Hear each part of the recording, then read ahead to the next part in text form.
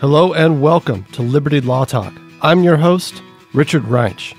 Liberty Law Talk is featured at the online journal Law and Liberty, which is available at lawliberty.org. Hello and welcome to Liberty Law Talk. I'm Richard Reinsch. Today we're talking with John McGinnis about the recently concluded Supreme Court term of 2020 and 2021. John McGinnis, many of you will know, is a contributing editor at Law and Liberty. He's also the George C. Dix Professor in Constitutional Law at Northwestern University. He's the author of a number of books, including Accelerating Democracy, Princeton University Press. He's co-author with Mike Rappaport of Originalism and the Good Constitution, published by Harvard Press. He has published in leading law reviews, Harvard, Chicago, Stanford, Yale, and in many journals of public opinion, National Affairs, National Review, Wall Street Journal, among many others. So, John, we're glad to have you to talk about the Supreme Court term. Glad to be here. So, overall, what we should note about this term, all the cases were heard by teleconference because of the pandemic. We welcomed a new member, the court did, Amy Coney Barrett, confirmed before the presidential election. And so, in that sense, something new. But how would you characterize this term? Any startling developments that you read, John? Well, I do think it is important to understand that this is a new court. I think it is well said that one always has a new court whenever a new justice joins. And so the dynamics change. And I think this is the case more so than with other changes because, of course, Amy Coney Barrett replaced Ruth Bader Ginsburg.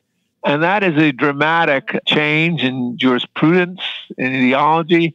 The only comparable change in modern times, I think, is that between Thurgood Marshall and Clarence Thomas. And you might say that this is even greater because this really solidifies, as many have said, a majority of, some people would call it conservative, other people might call it a more formalist in jurisprudential terms, majority on the court. And the reason that's important, I think, going forward in the long term, is I think the justices, particularly someone like John Roberts, is very concerned about 5-4 decisions. And I think 6-3 decisions may give him a sense that they have a little more leeway to rule even the way he would like. And so those are important changes in the court. With Justice Barrett, I think we saw in the first term a fairly cautious justice. This is not a surprise. Again, court watchers think that to get their sea legs, justices have to be on the court for around 4 or 5 years, and that's when one really takes their measure.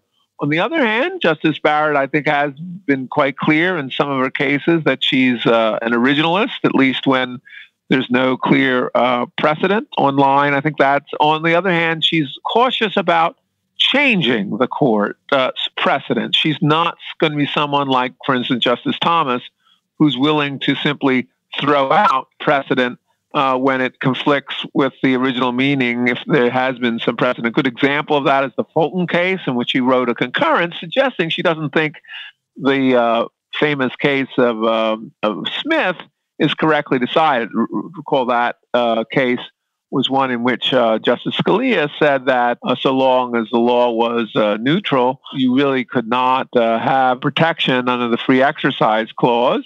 She doesn't think that's right, but she's very cautious about throwing it out, but she doesn't know exactly what's going to come afterwards. And that's very much in contrast with not only Justice Thomas, Justice Gorsuch, and in that case, Justice Alito, are more willing to overrule precedent. So I do think we see both an originalist and a cautious judge in the newest addition to the court. And Barrett's appointment to the court also makes, you suggested on Law and Liberty, not suggested but argued, Justice Kavanaugh to be the new median justice on the court. I think that's right, and that is borne out by the statistics. I think I suggest that was likely going in, and then at least this is one prediction I think that was right. He was in the majority, I think something on the order of 98% of the time. That's a pretty good indication you're the median of the court when you're at that height of joining the majority. And that's not a surprise in some sense, I think.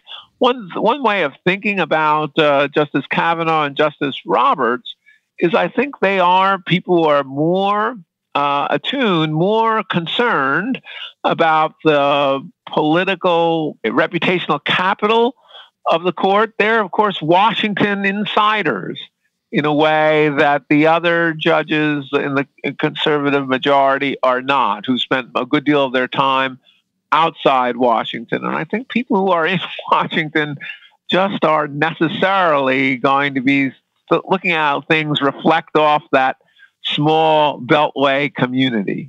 Oh, yeah, not a problem for Clarence Thomas, even though he did spend a good portion of his career in Washington prior to the court. That's right. That's a good distinction. But of course, Clarence Thomas is, I think, someone who's very consciously established himself in complete contrast to the establishment, particularly in the area he worked in, civil rights. So I think that makes him a little different, showing a kind of willingness to buck the establishment, even at the cost of public perception. So I think he's a little different. I think you're right about that. But the other judges are sort of quintessential Washington insiders. I mean, talking about Roberts and Kavanaugh.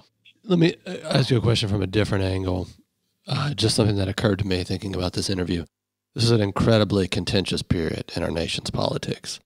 Do we find this tumultuous politics in any way finding reflection in the court's opinions for this term? I think we do. I think we find it most in the voting rights opinion. The case, I never know quite how. Brnovich versus DNC, perhaps? Brnovich. There, I think we see, and voting rights, of course, has been a fault line between the parties, and that was a very bitter dissent by Kagan, sometimes uncharacteristically so. I mean, in my view, I'm happy to go into the facts of that case if that's of interest. So this is a voting rights case about a question about a federal statute, whether the federal voting rights statute makes certain laws in Arizona illegal. And Arizona had two kinds of laws. One was a requirement that if you did in-person voting, and Arizona allows quite a bit of in-mail voting, it allows early voting, but if you did in-person voting on election day, you have to vote in the right precinct or your vote won't be counted. And also, it has what is called an anti-harvesting provision, suggesting that while you can mail in your own ballot and maybe a family member can, people who are unrelated to you can't collect a lot of ballots and mail them in. The concern there is not only fraud, but that there can be undue influence exercised for people to say, well, here's a ballot, please mark it in the way I'd like, and that's a problem. So the question was a provision of the statute that requires an equal opportunity for all groups to vote. And there was some very small disparate impact on African Americans. And we're talking, I think, in some cases, tenths of a percentage point, very small disparate impact. And the question was that enough to invalidate these laws? Even the Biden administration said no. The Trump administration had said no, and Biden administration did not change the position. And the question is, how do you interpret what is an equal opportunity? The Senate said, well, it's an effects test. So essentially, you have to have an incredibly strong reason, even if there's any disparate impact. The majority said, no, that's not the right way to read the statute. And I think the very powerful argument here is, in the House, there was a provision that was like that, an effects test. But when it got to the Senate added a lot of language saying we've got to look at the total circumstances and you just have to make sure everyone has an equal opportunity to vote. And I think the majority correctly said that was not an attempt to change all of voting laws to make sure that there were no disparate effects, because that would have made that language rather superfluous given the change from the House. So I think the majority is right there, but not surprisingly, given the fault lines we see about Voting Rights Act, I think that was the most divisive issue in the entire court term. So that opinion will have consequences rippling out in our politics and future elections as we see, say, Republican state legislatures trying to, I don't say reduce the number of people that can vote, but putting up, just more strictures on voting, making sure, it seems to be they want to have more in-person voting. But they seem to be, the view is those provisions will be more insulated from legal challenge after this opinion. Yes, I think that's right. And note, a lot of these provisions actually are just going back to what the rules were, not all of them, but a lot of them are going back to the rules were pre-pandemic. And so if the dissent had been correct, I think even those kind of rules would have been really open to challenge. But the majority said, well, if laws have been around a long time, if the laws, for instance, were around at the time that this federal statute were passed, then there was only a relatively small disparate impact, and there seemed to be some reason for them. This did not intend to wipe away those laws. So I think it is an important decision that allows for more state authority to change their election laws, but it's not a carte blanche by any means. If there's a substantial disparate impact, if there really are no good reasons, and this is a new kind of law, these laws are still open to challenge under the majority's opinion. So I want to get to ad law and the implications for ad law in this term, but let's talk Fulton versus Philadelphia, another contentious case with connections to our politics, which the Supreme Court ruled that the city of Philadelphia could not prevent Catholic Charities from being involved in its adoption programs because even though that agency did not refer adoptions to same-sex couples. That's right. And what distinguishes this case from the Brunovich case is that it's while not a unanimous opinion, it's a unanimous result.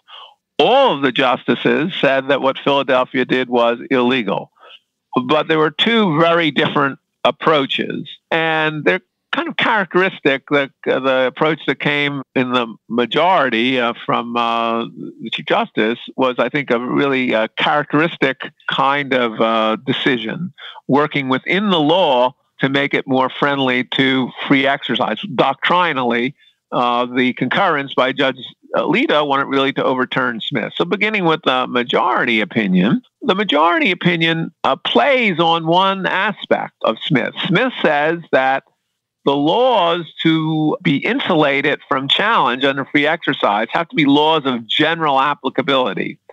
And the argument was, well, this law that's saying they could not participate because they wouldn't refer about same-sex couples was not a law of general applicability because the law itself permitted administrative exceptions, and that made it not generally applicable. The interesting thing about that was that there hadn't been any administrative exceptions. So this shows quite a weakening in some sense of general applicability. Even if you have the possibility of administrative exceptions, that means the law is not generally applicable and you can make free exercise challenges to it. And that's quite important. Indeed, it suggests that in some ways, state laws are more vulnerable if they have administrative exceptions that they haven't used, because if they do use administrative exceptions, well, then you could compare them and say, well, is this comparable to the exceptions the religious organization wants? But here, there was no exception at all, and that made the law vulnerable. So I think it's an important doctrinal move,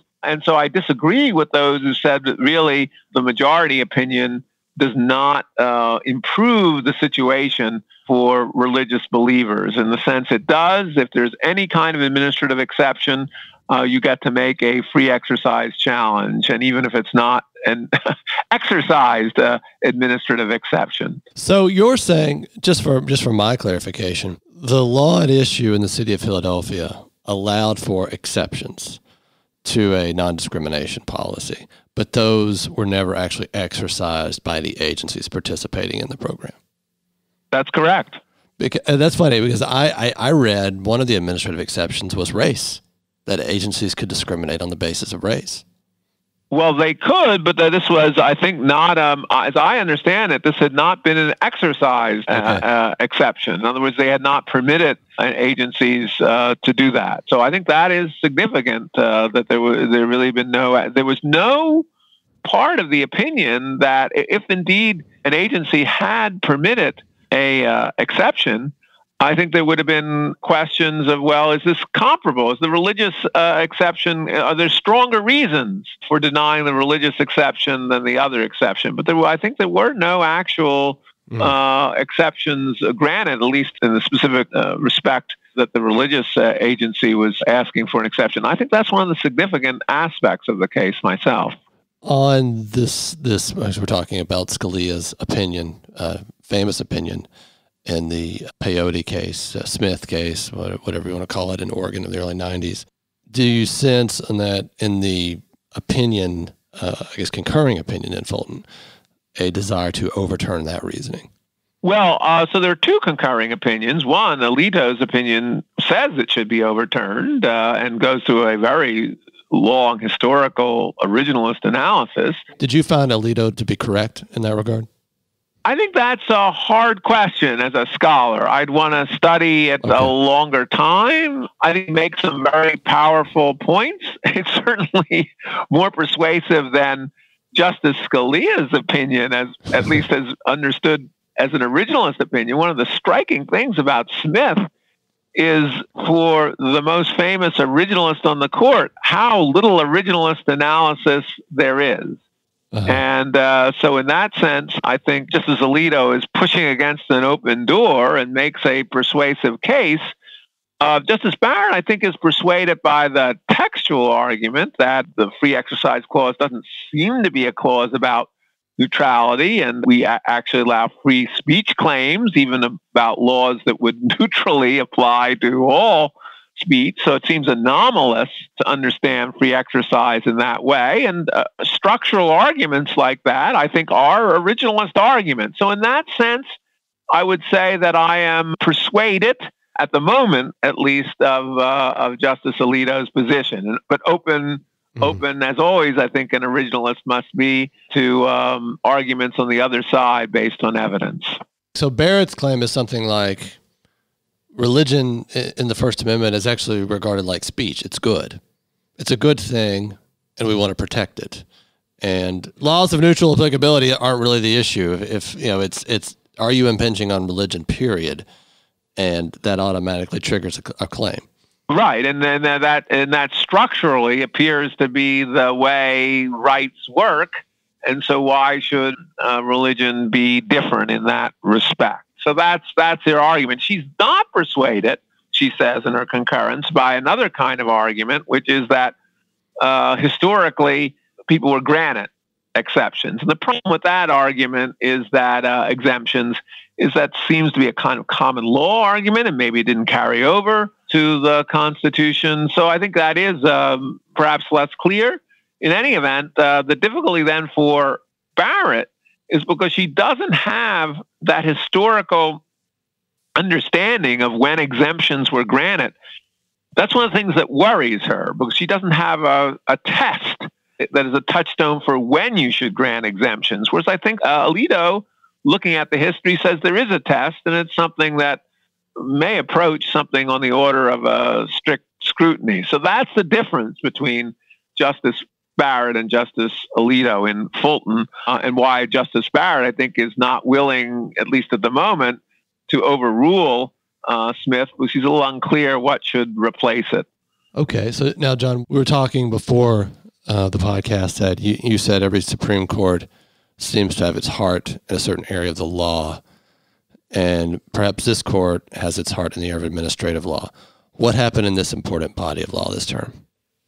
Well, I think that's right. I mean, I think the Rehnquist court you can describe as very focused on federalism, and this court very focused on administrative law. And I think, indeed, Trump's appointments through the White House counsel, McGahn, certainly Gorsuch and Kavanaugh, were appointed in large view for their skepticism about certain doctrines of administrative law and their concern about the administrative state as a headless power that really was unaccountable. And we see these appointments bearing fruit, I think, in two very important cases in this term. And one is the case of Collins, which is a case about one obscure, there are hundreds, 150 or so federal agency. There's probably one your listeners haven't heard of. I hope I get this right, the Federal Housing Finance Agency. I think that's right, yeah.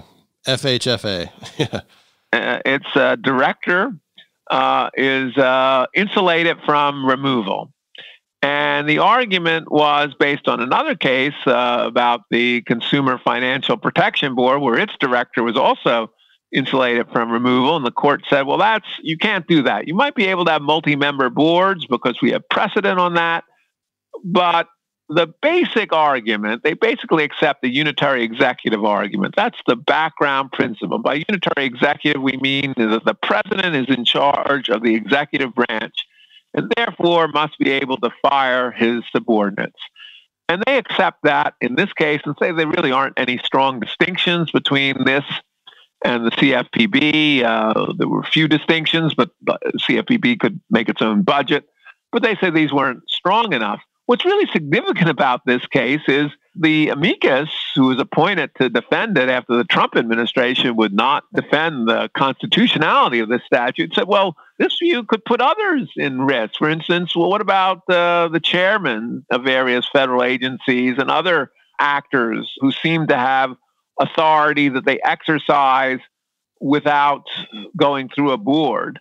And the court doesn't say those are not open to challenge. Indeed, it seems to be inviting a challenge. So my impression is that what's going on here is they're going to cut back and back on some venerable precedents. The precedent of Humphrey Executor, which says at least that boards like the FTC, the FCC, can be insulated from removal. And we say, well, the chairman can't be insulated from removal.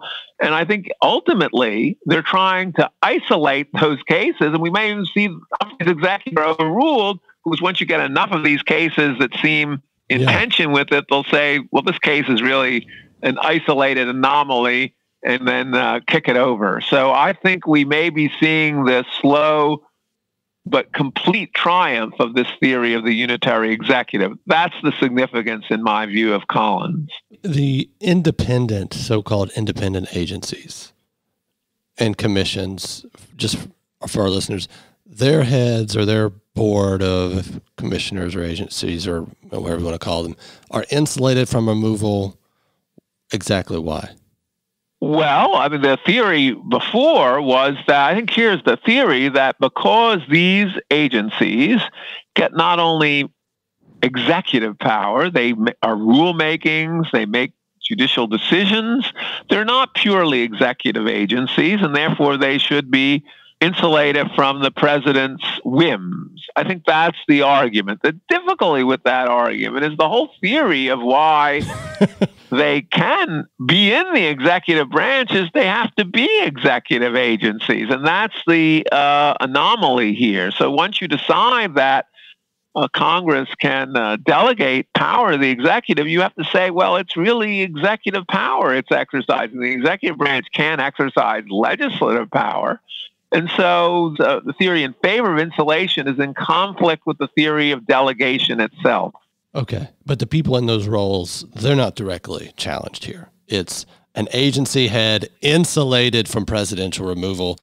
That's where the court seems to be coalescing. That's my imagine, because as I say, I think this is one area I think that Roberts and Kavanaugh may care more about as Washington insiders, actually. And one other point I would make, that I'm making a kind of formalist argument, which I think is the right argument.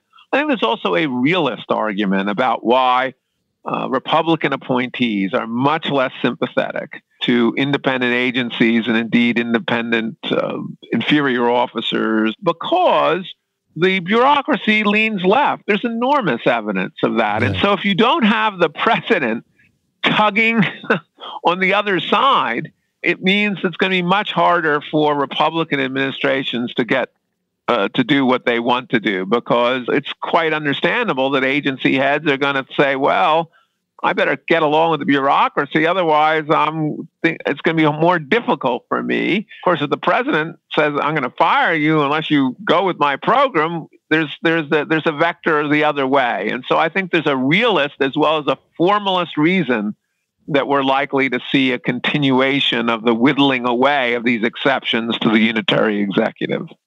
I wanted to ask you briefly about this case because it puzzled me, just in my own knowledge and thinking about how unions organize.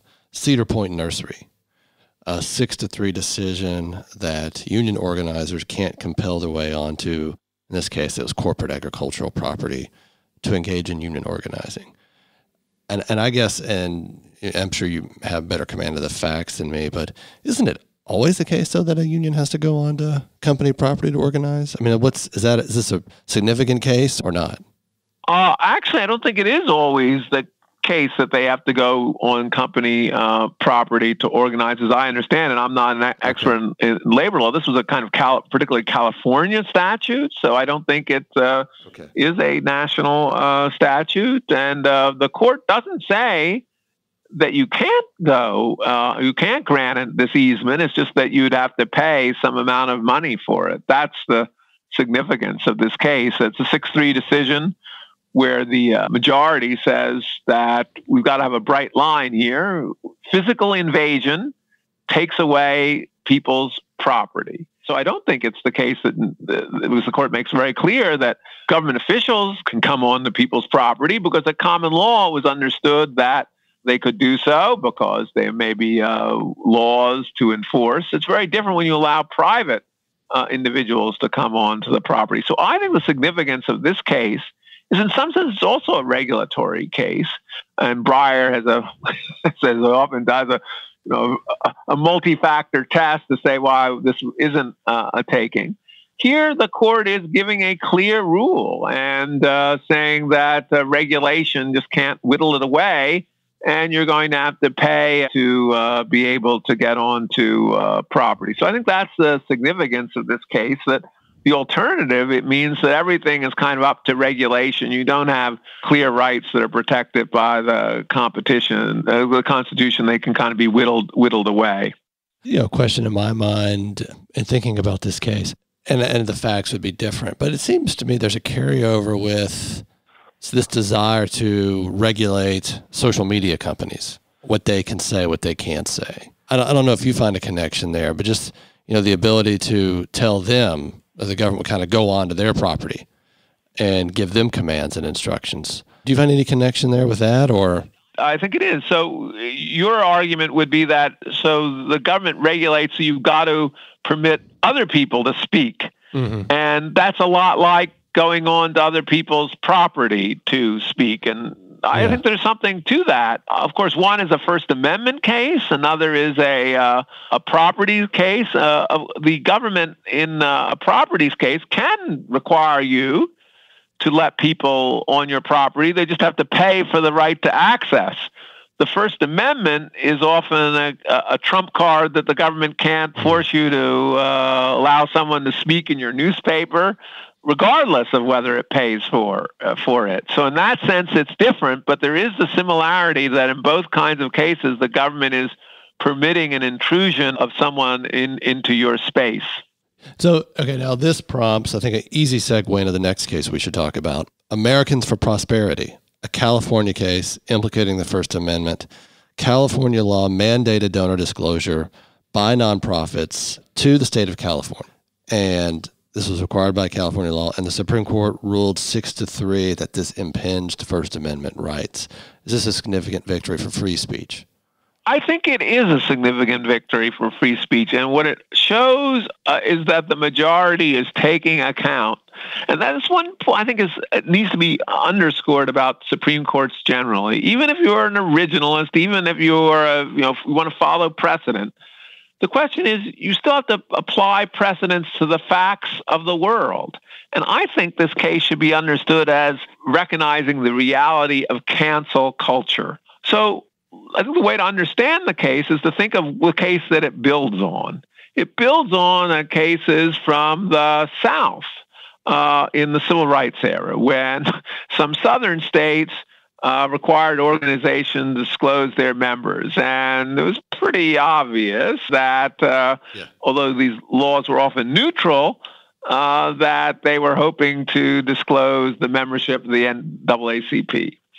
And that was really obviously quite problematic, and what prompted the court to say that, well, you have to have some really good reasons for that, and it has to be pretty narrowly tailored. Otherwise, we think we're kind of ferreting out that you're really trying to make it harder to speak, because by revealing donors and members. So that's that era. we're now in a new era, and you might say, well, it's not as terrible, of course, as the era of Jim Crow and the era of people who are fighting against segregation. On the other hand, we have a pervasive issue here of the cancel culture, and I think the court is quite sensitive. I think that's what's behind this, and is saying this. Well, we may have a more general cultural issue that, particularly with the social media and having your name be able to be put up in lights and being fired from your job, that we're all a bit more vulnerable in this era. So I think it's not only an important First Amendment case, in my view, underneath it all is an important recognition that the world of social media has made people more vulnerable to having their decisions about who to support broadcast to the world and used to harass them. And so in that sense, it's, I think, a very important case. Well, and we also have significant instances in recent years where donor information of nonprofits or to political arms released to the government found its way into the public square. Well, that's, of course, actually true of that case. But yeah, and it happened, and in California, back to the same-sex marriage referendum where lots of people lost their jobs in California when it emerged. They had donated to the anti-same-sex marriage groups. So, well, I think that's on the court's mind. But I think it's interesting that in this very case, and just to go back to the facts of this case, is about charities and having there was a requirement that you list all the important donors to your charity, and then that was what was being challenged here. California they said they would keep them confidential. They had released many of these donors. So again, in the example was that California didn't seem to be being very careful, and maybe for political reasons, releasing these donors, or at least not being cautious. But it's interesting, the court you could have written a more narrow opinion. You could have said, well, there's clearly a chilling effect in California, at least for the next 10 years, because who's going to believe California? They're not going to do the same thing. Yeah. But the court did not, it wasn't as narrow as that. In some sense, the dissent, I think, said, well, in fact, I think the dissent said this, if you had really said just about the facts of this case that you didn't think they should have to give him this information, maybe you had a point. Their real problem was the more general requirement that for information generally about donors, that even if even if it hadn't been disclosed in the recent times, even that you have to have a very strong reason, have to show that it's important for enforcement, and you can't do it in other ways. And I think that's what suggests that the court is not wedded to the particular facts of disclosure, but to the general fear of cancel culture that, as you correctly point out, may have its origins and epicenter in California. Another First Amendment case, Mahanoy, the area school district, a case in Pennsylvania where a teenager didn't make the cheerleading squad, varsity squad. So on social media, she used the F word several times to refer to her school. And then she was then removed from the junior varsity team that she had made.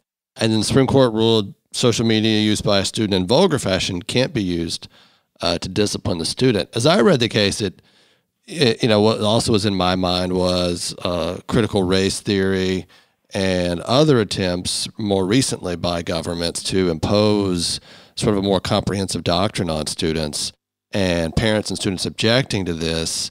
And it seems to me this case might actually offer greater protection to those who are objecting to government policies inside schools in terms of how they might react to them on social media, other than just the narrow facts of the case. What do you think? I think that's right. Just as I think cancel culture is in the minds, at least of some of the justices in the previous case, that's how I would connect them. The culture of indoctrination is on the minds of some of the justices, particularly I think that's true of the Alito Gorsuch concurrence here, which I think makes it. So let me just suggest that this is majority opinion is by Breyer, and as with all of Breyer's opinions, it's a multi-factor test of whether you can possibly discipline students for off-campus social media expression. And he says, no, you can't do it in this case. They didn't really have a very good reason. And so I think gives a kind of presumption against it if you're off-campus. And I think the reason that, in my view, that's a correct presumption and should be a pretty strong presumption is that I think the reason that schools can discipline students for on-campus action is one, necessity. Of course, you can require people to talk about math in math class, not talk about anything else. But also they're sort of acting in loco parentis, and that's a venerable doctrine that was around when the time the Constitution was created. But once they get off campus, I think it's really hard to say that a school can be acting in loco parentis. And so I think the Alito-Gorsuch concurrence, while not saying that's an absolute bar, tries to erect a pretty strong barrier. And I think that's one of the reasons. I think they fear that whatever are what concerns about indoctrination within schools, that schools will try to, at least some schools, may start to regulate speech outside of schools, and that to create a new and worrying orthodoxy. So I think you're absolutely right. And so I would just underscore that these cases really show how important it is to understand that these Supreme Court cases are not just doctrinal. They reflect our underlying cultural moment, the cancel culture, the culture of indoctrination in schools. Those large issues are very much on the justices' minds when they decide these cases. Okay. Is it worth talking about California v. Texas? Perhaps last of the grand challenges to Obamacare. We'll see. I think there's not much there, frankly. I think that was pretty clear it was going to lose all, and it lost on a very technical standing issue. And I don't think, of course, standing issues are interesting to lawyers. I think they're little interest to people outside the law. And moreover, many people think the standing doctrine is one of the most manipulable doctrines. And so you might well think that the majority of the court just wanted to dispose of this. They didn't think, I think, ultimately that it was a very good argument. I think just practically that this could strike down all of Obamacare because Obamacare, I think the real reason is that the statute had been passed, not wholly again, but had been passed. And so there's very hard to understand how it could be passed. And yet you could say that the result of taking out the mandate and understanding it as being an unconstitutional tax and now having no money being paid, how one could understand that by taking that out, one could destroy all of Obamacare. I think particularly people like Roberts and others thought that would have been seeming to encroach on Congress's power. Congress had never made a decision to get rid of Obamacare. So I think the decision here was foreordained, and standing issue was a way to put the challenge out of its misery. Okay, so I'll introduce this case by way of saying I was reading I think it was the Wall Street Journal. The famous coach of the University of Alabama football team, Nick Saban, said that his quarterback, who is all of 18 years old, is now worth several $100,000 because of name and likeness contracts he's received. And that results, if I'm not mistaken, from this opinion, NCAA versus Alston, where the NCAA was ruled to have violated antitrust law with strict limits it had held on student-athlete compensation. So it seems to me this has the potential really to change the nature of highly competitive college sports. I think that's right. Again, I think it's very interesting culturally, this case. As an antitrust case, and I teach antitrust, I don't think it's that surprising a case. So let me give you some background. This is a kind of what I call in antitrust a frenemies case. So the NCAA is an interesting position. On the one hand, in some sense, it's constituting the sport of college football. On the other hand, of course, the teams are competitors, and so that's why it's a frenemies case. So they have to have the ability to constitute the rules of the game. They all have to play the same game, and they also have to even constitute the idea that this is somehow different from professional sports, that it's amateur sports. The difficulty, though, is that unlike constituting the rules of the game, where the court's going to give a lot of deference to what it does, the restriction on any kind of compensation, including image compensation, including extra support for students, really goes to the heart of antitrust. It goes to competition for labor, for wages. And so I think what the court saw was this is going to be decided under a rule of reason case. A rule of reason is you're going to look at both sides, what the justifications of the partnership, as it were, the NCA are for this. But you're also going to look at its substantial effect on hurting competition, the competition between college athletes to go to which school they're going to be going to and getting as high a compensation as they can. And they very much defer here to the district court's findings, which were that this was a substantial intrusion on the ability of these students to compete and to earn money. I think there's no doubt about that.